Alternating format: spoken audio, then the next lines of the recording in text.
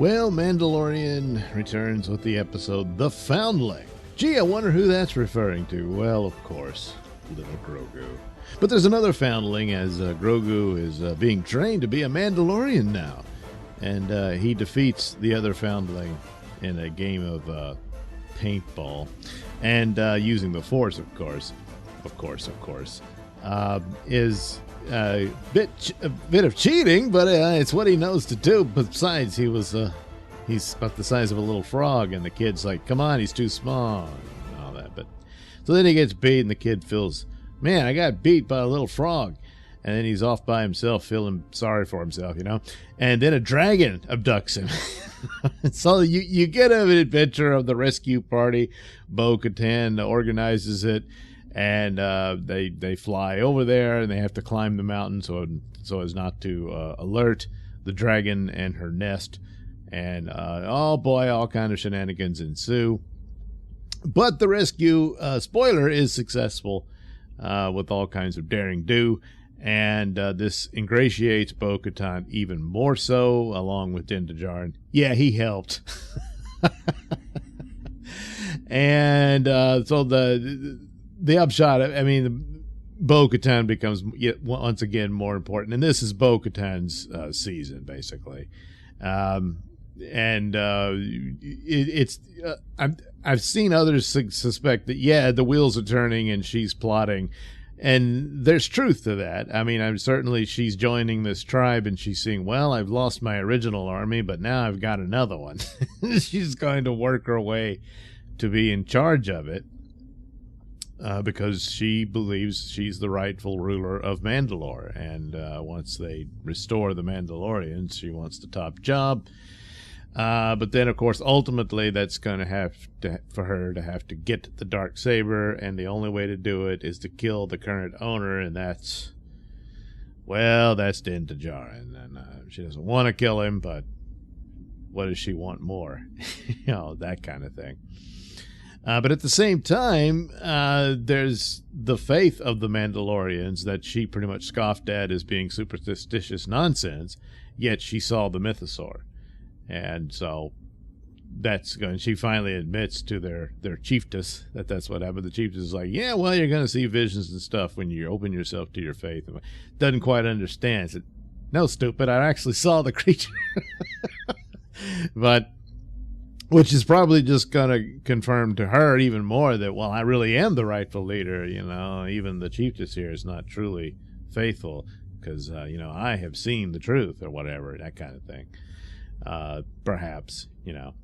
But the other thing that was probably even more significant, if you saw the trailer for Season 3, you did see some Jedi in there.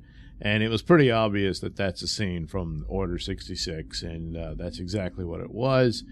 Grogu has a flashback as the chiefess is making him a little medallion because he won his little game, so he gets a little piece of armor and all that.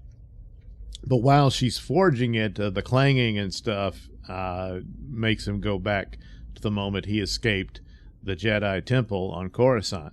And no Anakin, that would have been cool had he appeared, but it's just the stormtroopers. And the Jedi are helping Grogu escape. Most of them get wiped out. There's one left, and he escapes with Grogu. And apparently, I figured he would probably die towards the end as Grogu was spirited away. But no, this Jedi escaped with Grogu, and then you come back to the current time. So what happened to that Jedi? Is he still around? And perhaps that's something that leaves that open, and maybe he'll show up. Who knows? But anyway, that was the deal. But it always comes back to, I think, man, it would have been so much better if they could have kept Grogu with Luke and you split the two stories. Now, I don't know if the plan was always to have more of a Bo-Katan story than Din Djarin, but I think it would have been a better narrative either way, just for Din Djarin to have his story and then Grogu's story. On separate planes, and then they come together at the end. But especially this flashback scene could have been more of a Force vision that in Luke's teachings, perhaps he would have witnessed this. And imagine how powerful it would be for Luke. He's seeing young Anakin Skywalker in there doing all this stuff and that kind of thing. But it would also, I thought, would go more to this business of Grogu being in his 50s and still unable to talk. Boy, that just doesn't register well. How does their species survive? You know, how do you grow to adulthood so that you can care for your child who's going to be an infant for, I don't know, 100 years? And I mean, they're all born with the Force, so they all have these superpowers to protect themselves with? So I would have thought it might have made more sense if he had been so badly traumatized at his young age, all those years ago, at the sights and sounds of Order 66. And so that explains his condition. But for Luke to discover that and to see why and what it was would also be a powerful moment for him. Of course, you'd have to have a CGI Luke acting, so I don't know. Maybe that wouldn't work so great. But yeah, skip that. It would be much better.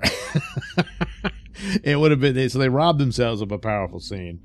And but through all of that, and then Grogu keeps having more visions of Din Djarin in trouble. And another thing that would fit, well, Luke would be very much aware of that because he went through the same thing with Han and Leia in trouble, and that's where he ended up confronting Darth Vader in the Cloud City and all that. And then perhaps he helps him do this, you know. He goes and rescues Din Djarin with the Grogu. And there you go. You end the season like that. And he decides, I think his place is with you and that kind of thing. And there you go. But they didn't do it that way. But still, overall, the serious damage, I think, was done in the last episode. Just with, a lot of people say, it's getting boring like Andor and stuff like that. That I can forgive. But not the brainwashing scene there. The more, this is one of these things, boy, the show's great until you think about it. Well, I thought about it. Whoops. And that's just not, the only way to make that work would have been to reveal that everybody were agents of the Empire. And they were all in on it, not just the girl, And that, because you can't say, well, we defeated the evil Empire. Hey, let's use their techniques. But, it's only kind of a lobotomy, not a total lobotomy. Just kind of, sort of, that is, no. So the Republic is evil too. Hey, just not as evil. But, yeah, it try to give him a pass, say it was a screw up, but it sounds like that's probably intentional. And that goes to some of the narratives in Last Jedi, where it's what's his name, Benicio del Toro selling the weapons, and hey, it doesn't matter, you can sell to both, that kind of thing. It's all shades of gray, Yeah, not crazy about that. So that's what Luke, Han, and Leia fought for. That's the Republic that they were trying to build, This also comes into, I think, the overall Favreau plan now is to try to craft a better plot and narrative for the points made in the sequel trilogy rather than retcon it. And the problem with that is that you can't polish that turd. You can't just build more competent storytelling and plot and development and narratives around it and then let's move on now. No, that turd is still in the bowl, You can't spoon your way around it.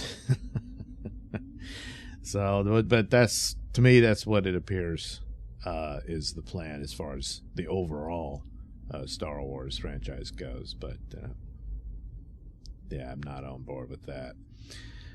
Anyway, this was a sort of okay episode, but not by much.